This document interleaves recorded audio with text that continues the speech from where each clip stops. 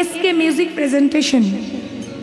SK music presentation এই চ্যানেলটা দয়া করে সাবস্ক্রাইব, সবাই চ্যানেল শেয়ার লাইক করে দেবেন। হরে কৃষ্ণ। জনিতাই জনিতাই গৌর হরি বল রাধে সমবেত গৌর ভক্তমণ্ডলী এবং উপস্থিত আমার কীর্তন অনুরাগী ভক্তিমতী মায়েরা, সর্বপ্রথমেই বলি খুব ভালো লাগছে গো মা, অন্তর থেকে খুবই আনন্দ হচ্ছে আমার। যদি বলেন কেন, প্রথমেই তো এই সুন্দর হরিবাসর দেখে মন উৎফুল্ল হয়ে গেল। দ্বিতীয়ত এখানকার পরিবেশ, এখানে আসা থেকে শুরু করে এখানকার মানুষদের আদর আপ্যায়ন এবং সেবা যত্ন, যে অমায়িক ব্যবহার, তাতে করেও মন খুশিতে ভরে গেছে। আর তৃতীয়ত বিগত বৎসরগুলির ন্যায় এবৎসরও এই আপনাদের মতো হরিভক্তি পরায়ণ ভক্তের চরণ দর্শনের সৌভাগ্য লাভ আমার হয়েছে। তাতে করেও মনটা ভীষণ আনন্দিত হয়ে গেল। যাই হোক মা, গত বৎসরই এসেছিলাম আপনাদের সম্মুখে, এই হরি কথা বলার সুযোগ পেয়েছিলাম, আপনাদের চরণ দর্শনের সৌভাগ্য লাভ হয়েছিল। তার আগের বছরও এই একই হরিবাসরে আপনাদের চরণ দর্শন লাভ করেছি। আর এই 2024 সালে দাঁড়িয়েও আপনাদের চরণ দর্শনের সৌভাগ্য লাভ হলো। এ সম্পূর্ণ তাঁরই করুণা ছাড়া আর কিছু নয়। যাই হোক মা, মূলত আজকের আপনাদের সম্মুখে এসে দাঁড়িয়েছি দুটো হরি কথা শোনাবার জন্য, দুটো কৃষ্ণ কথা শোনাবার জন্য, একটু কীর্তন শোনাবার জন্য। তবে আগে থেকেই বলে রাখা ভালো মাগো, এই কীর্তন মহাসাগরের ছোট্ট একটি জলবিন্দু মাত্র। আমি এই কনিষ্ঠতম কীর্তনিয়া চন্দন বাপুলি এবং তার ক্ষুদ্র সম্প্রদায়ের তরফ থেকে আপনাদের চরণে জানালাম শত শত কোটি ধন্যবাদ। এ হরি কথা বলতে আমি জানি না মাগো, এই কৃষ্ণ কথা বলার মতো দুঃসাহস আমার মতো অধমের নেই। তাহলে হয়তো এখনই আপনারাই প্রশ্ন করবেন, ও খোকা, হরি কথা বলতে জানো না, কৃষ্ণ কথা বলতে জানো না, তাহলে এইভাবে আমাদের সম্মুখে এসে দাঁড়িয়েছ কেন? এ কথাটা আপনারা বলতেই পারেন। তার কারণ হলো কি জানেন? তার কারণ হলো এই কলিযুগে, এই কলিযুগে নিজের আভ্যন্তরে লুকিয়ে থাকা এই কলির প্রভাবে কুলসিত আত্মাটাকে সেই পরমাত্মার সাথে মিলিত করার একটাই মাত্র পথ আছে, একটাই মাত্র রাস্তা আছে, আর সেটাই হলো হরের নামৈব কেবলম। স্বয়ং মহাপ্রভুর মুখ নিঃসৃত বাণী, হরের নামৈব হরের নামৈব হরের নামৈব কেবলম।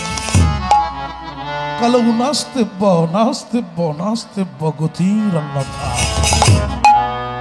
অর্থাৎ ওগো কলি হত জীব, যদি এই কলিকাল সাপের হাত থেকে মুক্তি পেতে চাও, যদি এই কলির করাল গ্রাস থেকে উদ্ধার পেতে চাও, তাহলে আর অন্য কিছু নয়, এই 16 নাম 32 অক্ষরকে তোমরা শক্ত করে আঁকড়ে ধরো। এই নামেই হবে মুক্তি, নামেই হবে গতি। নামেই পাবে উদ্ধার। ছেলেবেলা থেকেই চেষ্টা করে আসছি গো মা, আজও করে চলেছি, জীবনের আগামী দিনগুলোতেও করব। তবে হ্যাঁ বাবা, সেই হরি যদি কৃপা করে আমার বদন থেকে কথামৃত রূপে ঝরে পড়ে, তবেই আমি হরি কথা বলতে পারবো। আর হরি সেই দিনই কৃপা করবেন যেদিনেই আপনাদের মতো সাধু গুরু বৈষ্ণব ভক্তমণ্ডলী মায়েরা আমাকে কৃপা করবেন। নিতাই গৌর প্রেমানন্দে। হরি বল, হরি বল। হে ভক্তমণ্ডলী মায়েরা, 84 লক্ষ জনই ভ্রমণ করে তবে পেয়েছি এই দুর্লভ মনুষ্য জনম। একটা আধা জনই নয়, 84 লক্ষ জনই। কে কত ঘাত প্রতিঘাতের মধ্যে দিয়ে ঘুরে এসেছি তার কোনো ঠিক নেই। চোখের সামনে এই পৃথিবী নামক গ্রহের উপরে যত জড় জগৎ, যত জীব জগৎ, যত প্রাণী জগৎ দেখছি, সব জনই আমাদের ঘুরে আসা হয়ে গেছে গো, তবে পেয়েছি এই মনুষ্য জন্ম। কেউ বা বৃক্ষজনিতে জন্ম নিয়ে বধির অবস্থায় একটি জায়গায় দাঁড়িয়েছিলাম যুগের পর যুগ। কত ঝড়ঝাপটা বয়ে গেছে আমার উপর দিয়ে, কত অঙ্গচ্ছেদ হয়েছে, কত ডালপালা ভেঙে পড়েছে, কত কষ্ট, কত যন্ত্রণা পেয়েছে, কিন্তু কোনোদিন মুখ ফুটে কাউকে বলতে পারিনি, জানাতে পারিনি। কেউ বা জলচর রূপে জলের মধ্যে বাস করেছি, কেউ বা পক্ষীজনিতে জন্মগ্রহণ করে আকাশে পাখি রূপে উড়ে বেরিয়েছে। আরো কত বলবো, কীট পতঙ্গ গুল্ম লতা, এতগুলো জন্ম পেরিয়ে এসে তবে পেয়েছি এই দুর্লভ মনুষ্য জন্ম। এ বড় দুর্লভ জন্ম। এ জন্ম আর হয় কি না হয়, এ জন্ম এতই দুর্লভ স্বয়ং ভগবানেরাও পর্যন্ত এই মনুষ্য জন্ম লাভ করার আশায় বসে থাকে। তো আজকের সেই মহামূল্যবান সেই দুর্লভ জন্ম আমরা পেয়েছি গো মা। এই জন্মটাকে হেলায় হারালে হবে না, কারণ আমরা কলির মানুষ। তো বেশি আয়ু নিয়ে কেউ এই ধরাধামে আসিনি, স্বল্প সময়ের জন্য এসেছি। স্বল্প সময়ের মধ্যে আবার এই ধরিত্রী ছেড়ে আমাদের চলে যেতে হবে। এটাই হলো কঠিন সত্য, এটাই হলো চরম বাস্তব। আমরা যে যাই করি না কেন, আমরা যে যাই করি না কেন, যার যত অর্থ থাক না কেন, প্রতিপত্তি থাক না কেন, আমরা কেউ কোনোদিন মৃত্যুর হাত থেকে পালিয়ে বাঁচতে পারবো না। জন্ম আমাদের হয়েছে মানে মৃত্যু অবশ্যম্ভাবী। জন্ম হোক যথা তথা, কিন্তু তার কর্মটা যদি হয় ভালো।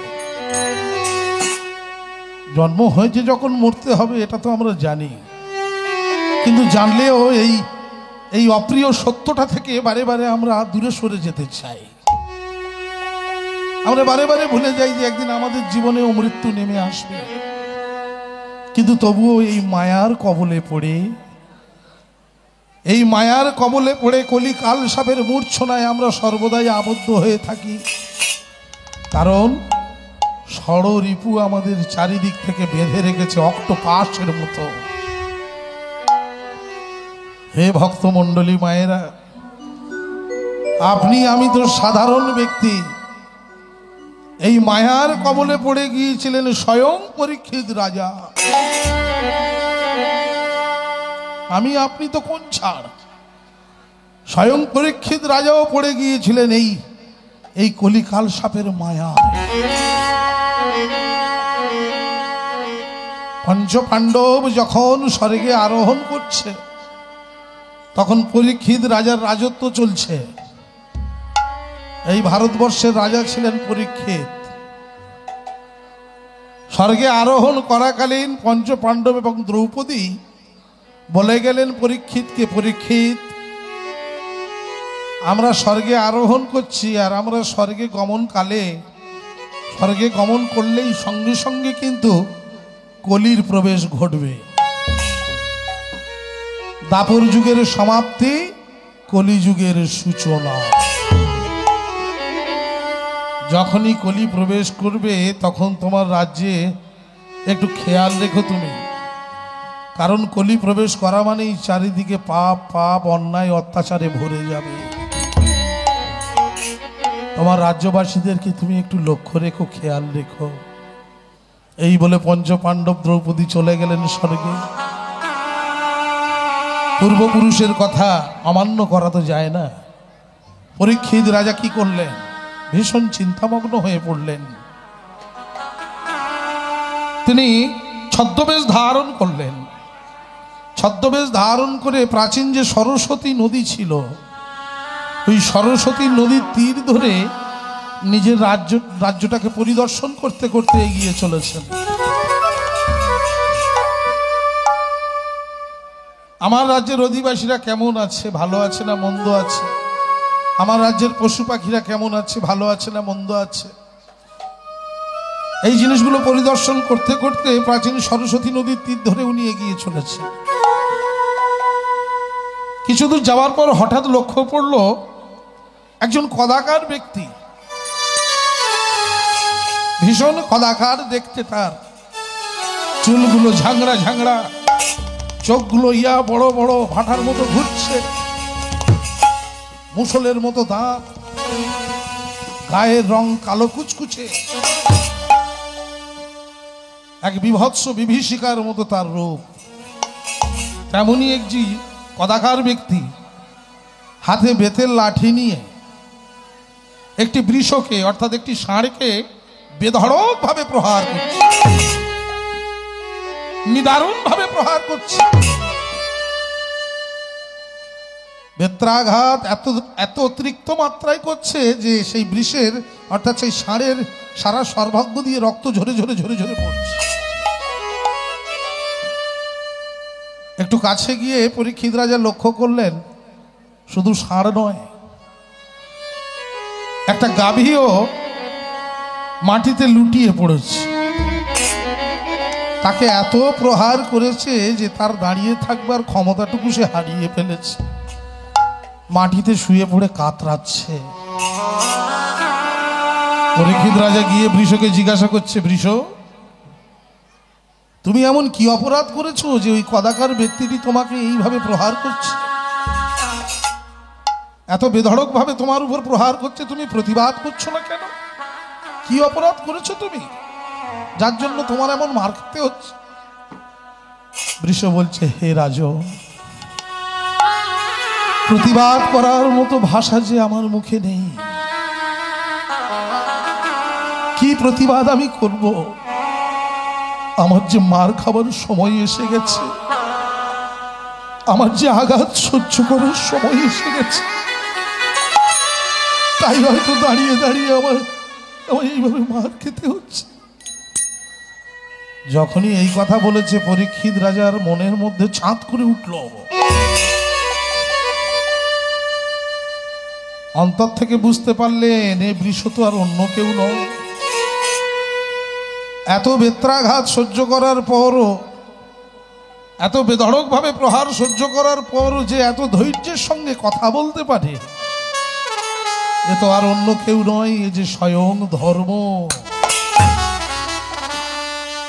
আর ওই যে গাভীটা মাটিতে লুটিয়ে পড়ে কাতরাচ্ছে, ও আর অন্য কেউ নয়, ও হলো স্বয়ং ধরিত্রী দেবী। কলির আগমনে ধর্ম নিপীড়িত হতে শুরু করেছে। কলির আগমনে চারিদিকে এত পাপের ছোঁয়া পড়ে গেছে যে ধরিত্রী দেবী পর্যন্ত আজ শুয়ে পড়ে কাতরাচ্ছে। ধর্মের উপরে কলির প্রহার, ধর্ম আজ ধূলিলুণ্ঠিত। আজ নেই পিতা পুত্রের প্রেম, নেই ভাতৃপ্রেম, ভাই ভাইকে মেরে সেই রক্ত নদীর ধারা বয়ে চলেছে, সেই ধারার উপরে গড়ে তুলছে 7 মহলা ইমারত। আর সেই 7 মহলা ইমারতে সেই ভাই যখন রাজপালঙ্কে শুয়ে ঘুমোচ্ছে, তার চোখে শান্তির ঘুম আসছে না। এক ফোঁটা শান্তির জন্য মানুষ আজ হন্যে হয়ে চারিদিকে ঘুরে বেড়াচ্ছে। কোথায় শান্তি, কোথায় শান্তি? বৃষটি দাঁড়িয়ে দাঁড়িয়ে বলছে, হে রাজন, নিশ্চয়ই আপনি বুঝতে পেরেছেন আমি কে। আর ওই যে ধুলায় গড়াগড়ি দিচ্ছে, ওটা হলো স্বয়ং ধরিত্রী মাতা। আর ওই যে কদাকার ব্যক্তিটি এতক্ষণ প্রহার করছিল আমার উপরে, ওই কদাকার ব্যক্তিটি আর অন্য কেউ নয়, ওই হলো স্বয়ং কলি। যেই না বলেছে কলি, পরীক্ষিত রাজা তো ক্রোধান্বিত হয়ে উঠে কোমর বন্ধ থেকে তরবারিটা বার করেছে। রে মূর্খ, তোর এত বড় স্পর্ধা, তোর এত বড় দুঃসাহস,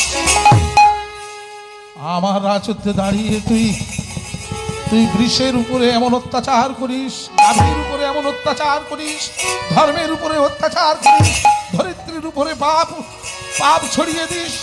আজ তোর একদিন কি আমার একদিন, এই মুহূর্তেই তোর ধর থেকে মুন্ডুটা আমি মাটিতে নামিয়ে দেব। দেখুন ভক্তমণ্ডলী মায়েরা,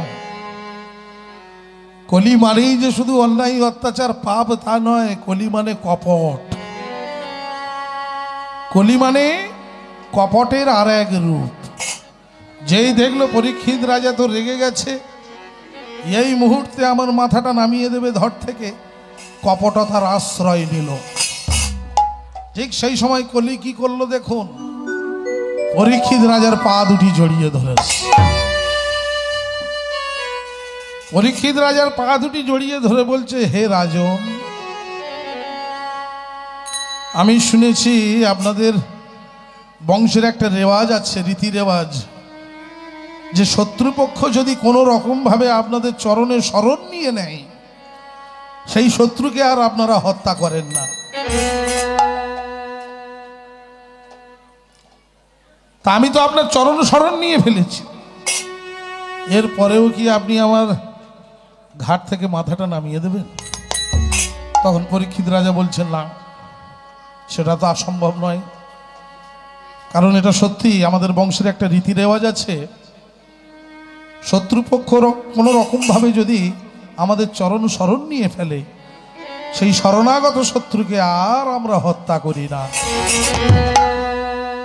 তাকে তার জীবন দান দিয়ে দিই।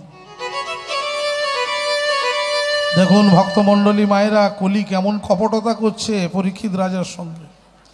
এইবারে করজোড়ে কলি বলছে, হে রাজন, ধর থেকে মাথাটা যখন নামালেন না, মাথাটা যখন বাঁচিয়েই দিলেন, তখন আপনার রাজত্বে এই মাথাটা গোজার মতো ছোট্ট একটা আশ্রয় আমার করে দিন। দেখুন কেমন কপটতা। তখন পরীক্ষিত রাজা বলছে, কেন, কি কারণে আমি আমার রাজত্বে থাকতে দেব? কি এমন গুণ আছে তোমার মধ্যে যে আমার রাজত্বে আমি তোমাকে আশ্রয় দেব? তুমি যেখানে যাবে সেখানে তো পাপ ছড়িয়ে দেবে, তুমি যেখানে যাবে সেখানে অন্যায় অত্যাচারে ভরে যাবে। তা তোমার মতো এমন অসাধু ব্যক্তিকে কেন আমি আমার রাজত্বে আশ্রয় দেব? তখন কলি বলছে, হে রাজন, আমি জানি আমি কলি, আমি যেখানে যাই সেখানে অন্যায় অত্যাচার পাপে ভরে যায়, কিন্তু আমার মধ্যে আবার এমন একটা গুণ আছে, যে গুণটা কোনো কালে কারোর ছিল না, আজও নেই, ভবিষ্যতেও কারোর থাকবে না। পরীক্ষিত রাজা বলছে, সে আবার কি গুণ? তোমার মধ্যেও গুণ আছে? বলে, হ্যাঁ রাজন, আছে। বলে, কি গুণ আমাকে বলো, ব্যাখ্যা করো, কি গুণ আছে তোমার? বলে, রাজন, ব্যাখ্যা করতে গেলে তো একেবারে প্রথম থেকেই ব্যাখ্যা করতে হয়। হে রাজন, আমাদের কটা যুগ? কলি এই গল্পটা পরীক্ষিত রাজাকে করছে গো মা, একটু মন দিয়ে শুনবেন। কলি বলছে, আমাদের কটা যুগ? 4টি যুগ। কি কি? সত্য, ত্রেতা, দাপর, কলি, এই হলো 4টি যুগ। সত্য, ত্রেতা, দাপরের পাঠ চুকে গেছে, এবার এসেছি আমি, আমার যুগ চলবে, কলি যুগ চলবে। কিন্তু এই যে 3টে যুগ চলে গেছে, এদের বিষয়ে আপনাকে একটু ভালো করে অবগত করাই। সত্যযুগে মানুষের আয়ু ছিল 1,00,000 বৎসর। সত্যযুগে মানুষের আয়ু ছিল 1,00,000 বৎসর। উচ্চতা ছিল 28 হাত। সত্যযুগে ভগবানকে পেতে গেলে কি করতে হতো? বহু যুগ ধরে কঠোর তপস্যা করে ভগবানকে সন্তুষ্ট করতে পারলেই তবেই ভগবানের চরণ লাভ হতো। চলে গেল সত্যযুগ, এসে গেল ত্রেতা। ও মায়েরা, যেই না ত্রেতা যুগ এসে গেল, সত্যযুগের মানুষের আয়ু ছিল কত? 1,00,000 বৎসর। ওই 1,00,000-এর পিছন থেকে একটা শূন্য কমে গেল। শূন্য কমে গিয়ে ত্রেতা যুগের মানুষের আয়ু এসে দাঁড়ালো 10,000 বছর। উচ্চতা হয়ে গেল 14 হাত। ভগবানকে পাওয়ার একটাই পন্থা ছিল, একটাই রাস্তা ছিল। অনেক সাধু মুনি ঋষি একত্রিত হয়ে বিশাল বড় একটা যজ্ঞ কুণ্ড খুলে সুচারুভাবে যদি সেই যজ্ঞ সম্পাদন করা যেত এবং সেই যজ্ঞাহুতিতে যদি ভগবান সন্তুষ্ট হতেন, তবেই ভগবত ধামে গমন করা যেত। চলে গেল ত্রেতা, এসে গেল দাপর। যেই না দাপর এসে গেল, কি হলো? ত্রেতা যুগের মানুষের আয়ু ছিল কত? 10,000। ওই 10,000-এর পিছন থেকে আরো একটা শূন্য কমে গেল। কমে গিয়ে দাপর যুগের মানুষের আয়ু এসে দাঁড়ালো 1,000 বছর। 1,000 বছর ভগবানকে পাওয়ার একটাই রাস্তা ছিল, কি? নিষ্ঠার সঙ্গে পুজো অর্চনা করা বহুত দিন ধরে। উচ্চতা হয়ে গেল 7 হাত। নিষ্ঠার সঙ্গে বহুদিন ধরে পুজো অর্চনা করে ভগবানকে সন্তুষ্ট করতে পারলেই তবেই ভগবত ধামে গমন করা যেত। চলে গেল দাপর, এসে গেল কলি। যেই না কলিযুগ এসে গেল, দাপর যুগের মানুষের আয়ু ছিল 1,000। ওই 1,000-এর পিছন থেকে আরো একটা শূন্য কমে গেল। কলিযুগের মানুষের আয়ু এসে দাঁড়ালো 100 বৎসর। উচ্চতা হয়ে গেল 3.5 হাত। উচ্চতা হয়ে গেল 3.5 হাত। তবে এটা কলির প্রারম্ভে, এখনো তো ঘোর কলি শুরু হয়নি। ঘোর কলি যখন শুরু হবে গো মা, তখন মানুষের আয়তন আরো ছোট হয়ে যাবে, উচ্চতা আরো কমে যাবে। শাস্ত্রে লেখা আছে বড় বড় অক্ষরে, বেগুন গাছে আঁকশি দিতে হবে। তার মানে বুঝে দেখুন, বেগুন গাছে আঁকশি দিতে হবে। আর ঘোড়ার ওই যে নাল আছে, ওই নালে পড়ে মানুষ মারা যাবে। মানে বুঝতে পারছেন কতটুকু সাইজ হবে মানুষের? এটাই হলো চরম বাস্তব। এতক্ষণ এই গল্পটা কলি পরীক্ষিত রাজাকে শোনাচ্ছে। এবারে কলি বলছে, হে রাজন, এই যে 3টে যুগের গল্প আমি আপনার কাছে করলাম, আপনি নিশ্চয়ই বুঝতে পেরেছেন যে এই 3টে যুগে ভগবানকে লাভ করতে গেলে, ভগবত ধামে যেতে গেলে কত পরিশ্রম করতে হতো। সত্য যুগে কঠোর তপস্যা, ত্রেতা যুগে মহাযজ্ঞ, আর দাপর যুগে নিষ্ঠার সঙ্গে বহুত দিন ধরে পুজো অর্চনা। কিন্তু ভগবান কি সিদ্ধান্ত নিয়েছে জানেন? এই আমার যুগে, এই কলিযুগে, কলিযুগের মানুষ অল্প আয়ু নিয়ে ধরাধামে এসেছে। এরা বেশি দিন এই ধরিত্রীতে থাকবে না। তাও এদের মধ্যে ধৈর্য কম, কলহপ্রিয় মন এদের। এমন একটা শর্টকাট রাস্তা এদের দিতে হবে, যে রাস্তা অবলম্বন করলে খুব সহজেই এরা ভগবত ধামে গমন করতে পারবে। দেখুন, ভগবান আমার যুগে, এই কলিযুগে কত সহজ পথ একটা দিয়ে দিলেন। কি বললেন ভগবান? সত্য যুগের মতো তপস্যা নয়, ত্রেতার মতো যজ্ঞ নয়, দাপরের মতো বহুত দিন ধরে পুজো অর্চনাও নয়। কেবলমাত্র এইরকম সুন্দর হরিবাসন নির্মাণ করে সেই হরিবাসনে হাজার হাজার ভক্ত একত্রিত হয়ে কেবলমাত্র দুটি বাহু ঊর্ধ্বে তুলে যদি সবাই বলতে পারে হরে কৃষ্ণ মহামন্ত্র নাম, হয়ে যাবে মুক্তি, হয়ে যাবে গতি, হয়ে যাবে উদ্ধার। তো হে ভক্তমণ্ডলী মায়েরা, আজকে সেই কলির মাটিতে দাঁড়িয়ে আছি আমরা, কিন্তু কলির ধন্য মাটি হলো এই হরিবাসরের মাটি। এই হরিবাসরে অবসানকালে এই কলির মাটিতে দাঁড়িয়ে যদি আমরা উচ্চ ঈশ্বরে দুটি বাহু ঊর্ধ্বে তুলে একবার কৃষ্ণ নাম বলতে পারি, তাহলে হয়ে যাবে আমাদের সহজে মুক্তি, ধন্য হয়ে যাবে কলির জনম।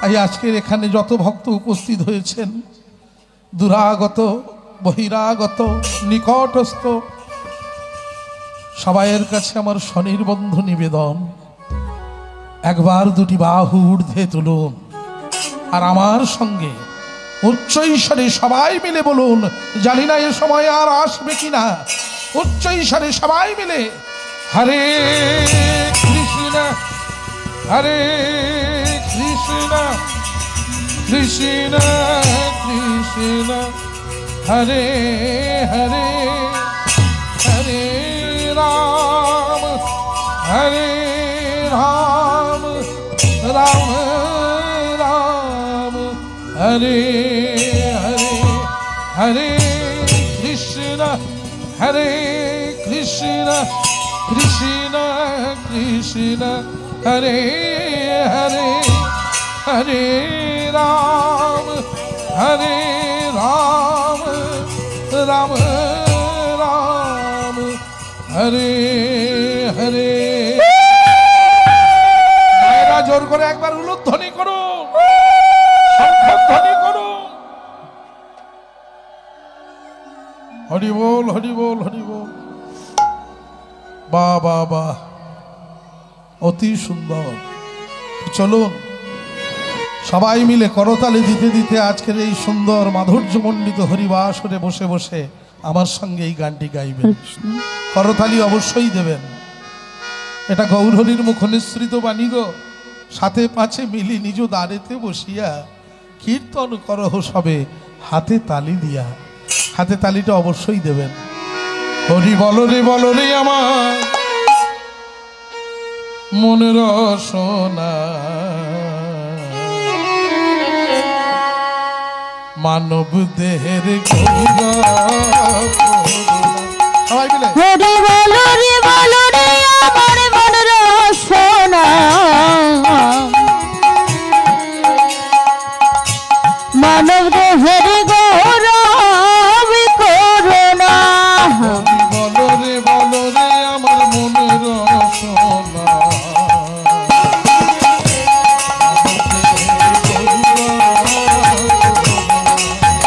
হরি বলো রে আমার মনের সোনা, মানব দেহের গৌরব করুণা। হরি বলো রে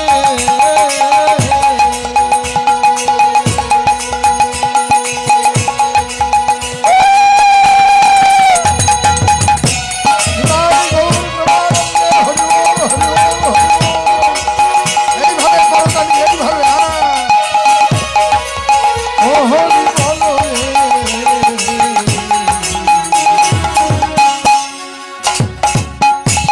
মানব দেহের গৌরব করুণা। হরি বলো রে আমার মনের সোনা, মানব দেহের গৌরব করুণা।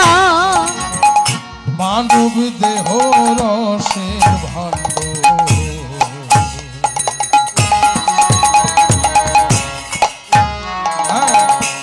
ভাঙলে হয় খণ্ড খণ্ড।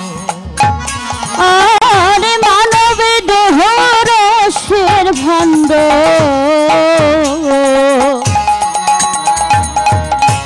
ভাঙলে হয় খণ্ড খণ্ড। মানব দেহ রসের ভাণ্ড, ভাঙলে হয় খণ্ড খণ্ড। হে ভক্ত মণ্ডলী মায়েরা, আমরা আমাদের এই মানব দেহটাকে নিয়ে যে এত অহংকার করি, এত গর্ব করি, আমরা কিন্তু এটা ভুলে যাই বারে বারে যে এই মানব দেহটা আমাদের সঙ্গে চিরদিন থাকবে না। একটা সময় এই মানব দেহটা পঞ্চভূতের দেহ, পঞ্চভূতে বিলীন হয়ে যাবে। ক্ষিতি অব তেজ মরুদ্ভম, এই পঞ্চতত্ত্বে আমাদের এই মানব দেহ গঠিত। এই পঞ্চতত্ত্বেই আবার মানব দেহ বিলীন হয়ে যাবে। কিন্তু যেটা শিক্ষণীয় বিষয়, যেটা চিন্তনীয় বিষয়, সেটা হলো কি, অমায়েরা, আমরা যৌবনকালে আমাদের এই দেহের উজ্জ্বলতা বাড়াবার জন্য কত ভালো ভালো প্রসাধনী ব্যবহার করি, বাজার থেকে কত ভালো ভালো সাবান কিনে এনে মাখামাখি করি নিজের এই দেহ খাঁচাটা উজ্জ্বল করবার জন্য। কিন্তু একটা কথা বারে বারে ভুলে যাই যে এই যে খাঁচাটা, এটা তো কেবলমাত্র একটা খাঁচা। খাঁচার ভিতরে একটা পাখি আছে, খাঁচার ভিতরে একটা পাখি আছে, সেই পাখিটারও কিছু খোরাক আছে। তাকেও পরিষ্কার রাখতে হয়, তাকেও খেতে দিতে হয়। আপনি বাজার থেকে একটা টিয়া পাখি কিনে এনেছেন, তা মামা টিয়া পাখি শুধু কিনে আনলে হবে? টিয়া পাখিটা রাখার জন্য তো একটা খাঁচা কিনতে হবে নাকি? এবার আপনি খাঁচা সহ টিয়া পাখি বাড়িতে এনে টিয়া পাখিকে আর খেতে দিচ্ছেন না, শুধু খাঁচাটা পরিষ্কার করছেন। ভেবে দেখুন, এগুলোই দৃষ্টান্ত। এইগুলো জানতে হরিবাসরে আসতে হয়, এগুলো বাজার হাটে পাওয়া যায় না। আপনি শুধু খাঁচাটা পরিষ্কার করছেন, ভিতরে যে পাখিটা আছে তাকে ছোলা দিচ্ছেন না, দানা দিচ্ছেন না, জল দিচ্ছেন না, তাহলে সে কি করে বাঁচবে? হ্যাঁ, খাঁচাটা পরিষ্কার রাখা অবশ্যই দরকার, কিন্তু সাথে সাথে ভিতরে যে পাখিটা আছে তাকেও তো খেতে দিতে হবে। পাখি যদি না থাকে, শূন্য খাঁচা রেখে লাভ কি? আমরা আমাদের এই যে দেহটাকে, দেহ নামক খাঁচাটাকে এত পরিষ্কার করছি, আমাদের ভিতরে যে পাখিটা ভগবান দিয়েছে, সে পাখির কি খোরাক, পাখি কি খেতে চায়, কি পেতে চায়, সেটা আমরা কোনোদিনের জন্য ভাবি না। সে পাখিরও একটা নির্দিষ্ট খোরাক আছে। সেটা কি জানেন? সে পাখির খোরাক হলো কৃষ্ণ প্রেমের ছোলা আর হরি নামের জল। এই যে আপনারা এখানে বসে বসে সেই গতকাল থেকে আজও পর্যন্ত হরিনাম আর সাধন করে চলেছেন, আপনাদের খারাপ লাগছে না? ভালো লাগছে গো মা? ভালো লাগছে না? হ্যাঁ, কেন ভালো লাগছে জানেন? এটাই আপনাদের ভিতরে যে পাখিটা আছে, সেটাই তার খোরাক। এটা সে খাচ্ছে, এটা সে যত এগুলো খাবে তত সবল হবে। এই ভিতরের পাখিটাকে যত কৃষ্ণ প্রেমের ছোলা আর হরিনামের জল দেবেন, পাখি হবে সবল। আর যদি না দেন কৃষ্ণ প্রেমের ছোলা হরিনামের জল, পাখি হয়ে যাবে দুর্বল। আর পাখি যদি একবার দুর্বল হয়ে যায়, সব কলই বেকল। এই দেহ নামক খাঁচাটা তখন আর যত উজ্জ্বল হোক, যত সুন্দর হোক, সুন্দরী হোক, ওখানে নিথর হয়ে পড়ে থাকবে। আর দুটো দিন যাওয়ার পর পচা গন্ধ বেরোবে, আর এর কাছে কেউ যাবে না। কি মা, এটা বাস্তব না? তাই পদকর্তা আমাদের মতো অচৈতন্য জীবদের চৈতন্য ফেরাবার জন্য কত সুন্দর এখানে কলমটি দিয়ে গেলেন, দেখুন। হ্যাঁ, কত মার্মিক কথা। মানব দেহ রসে ভাণ্ড, তাই গৌর প্রেমানন্দে হরিবল হরিবল। ভাঙলে হয় খণ্ড খণ্ড, আর মানব দেহ রসের ভাণ্ড,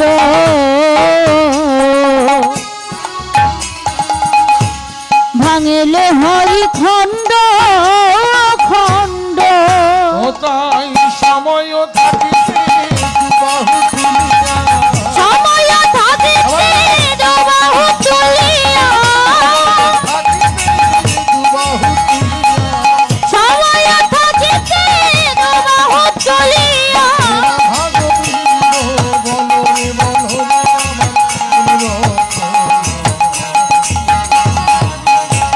মানব দেহের গৌরবে করুণা, হরি বল রে আমার মনের রসনা।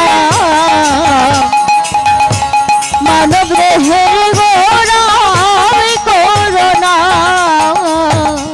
মানব দেহের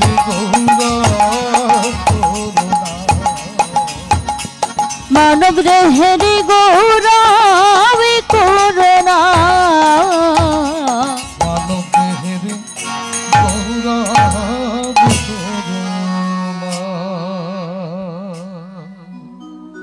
হরিবল হরিবল।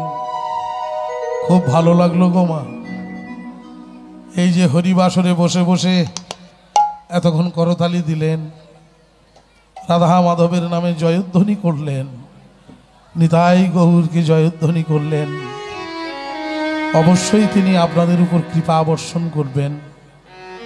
যাই হোক, আজকের এই সুন্দর মাধুর্যমণ্ডিত হরিবাসরে, এই সুন্দর পুণ্যভূমিতে একটি লীলা মাধুর্য আমরা আস্বাদন করব।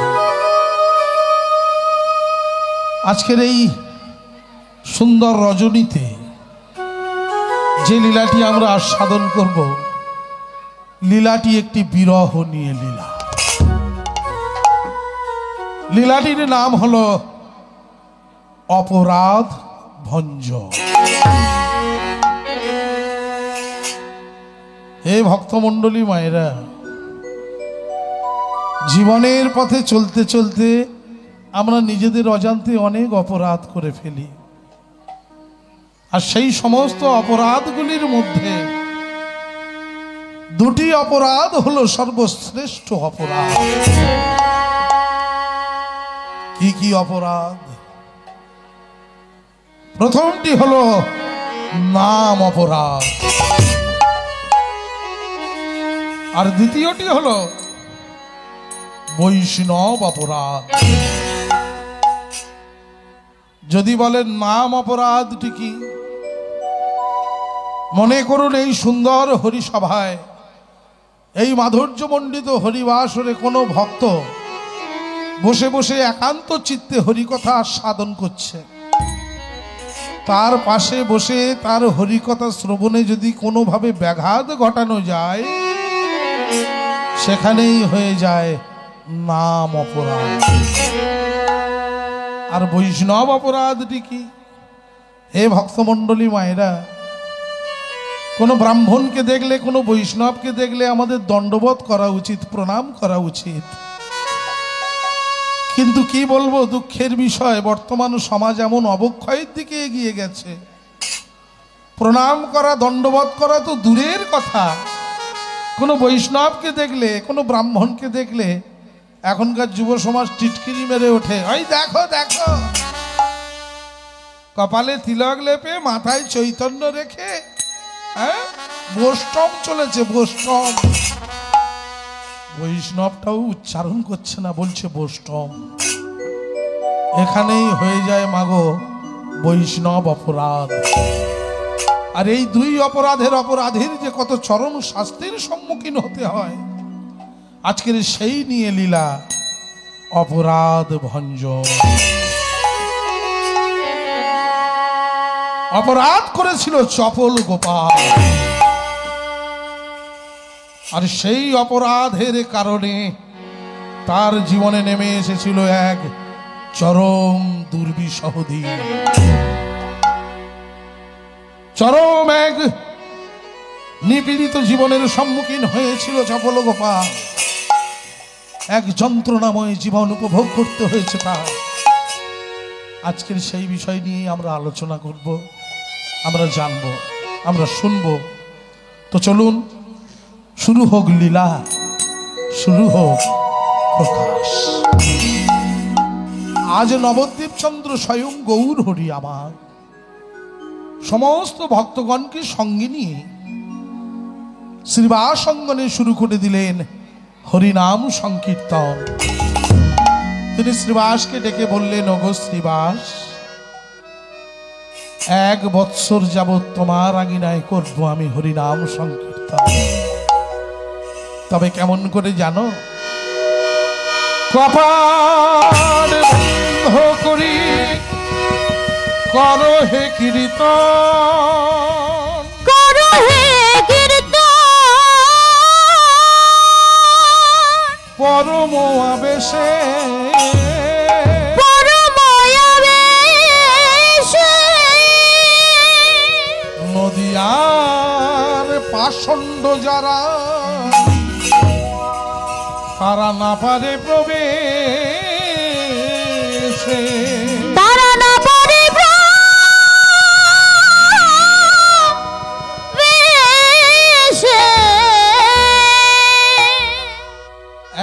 বৎসর যাবৎ তোমার আঙিনায় করব আমি হরিনাম সংকীর্তন, কিন্তু শ্রীবাস দরজাটা থাকবে বন্ধ।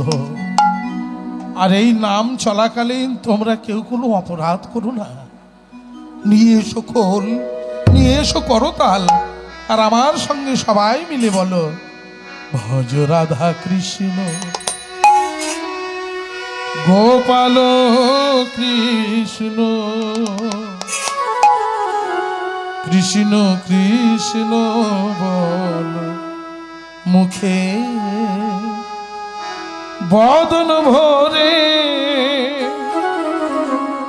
কৃষ্ণ কৃষ্ণ বল মুখে। ভজ রাধা কৃষ্ণ গোপাল কৃষ্ণ কৃষ্ণ কৃষ্ণ বল মুখে বদন ভরে কৃষ্ণ কৃষ্ণ।